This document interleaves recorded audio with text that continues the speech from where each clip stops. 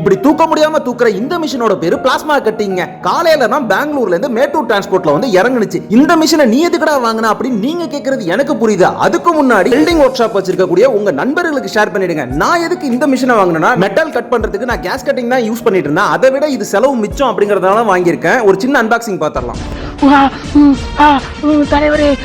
ஃபைனலா நம்ம மிஷினை அன்பாக்சிங் பண்ணிட்டோம். இந்த மிஷினோட பேரு ஜிபி கோர்ல கட் 70 பிளாஸ்மா கட்டிங்னு சொல்லுவாங்க. இது வந்து அவுட்புட் 70 ஆம்ஸ் கொடுக்கும். நம்ம வந்து இதுல எம்எஸ் பிளேட் ஒரு 15 mm திக்னஸ் வரைக்கும் கட் பண்ணலாம். அதே மாதிரி அலுமினியம், அதே மாதிரி கேஸ்ட் அயன், சோ எஸ்எஸ் இந்த மாதிரி மெட்டீரியல்களை இதுல கட் பண்ண முடியும். இதுல இருக்கக்கூடிய அட்வான்டேஜ் என்ன அப்படின்னா, கேஸ் கட்டிங்கை விட இது செலவு மிச்சம். ஆனா இதுல இருக்கக்கூடிய டிஸ்அட்வான்டேஜ் என்னன்னா, இனிஷியல் இன்வெஸ்ட்மெண்ட் கொஞ்சம் அதிகம் தாங்க. ஏன்னா ஏர் கம்ப்ரஸர் வேணும், அதே மாதிரி மிஷினோட ரேட் கூட, எல்லாமே விட 3 phase கரண்ட் தேவை. நீங்க சொல்ல வரது புரியுது. சிங்கிள் ஃபேஸ்லயே இந்த மிஷின் இருக்கே அப்படின்னு சொல்லிட்டு, சிங்கிள் ஃபேஸை விட 3 phase தான் எஃபிஷியன்சியா இருக்கும். இத பத்தின ஃபுல் ரிவ்யூ வரப்போகுது. அதான் பார்க்கிறதுக்கு நம்ம சேனலை சப்ஸ்கிரைப் பண்ணிக்கோங்க. நன்றி.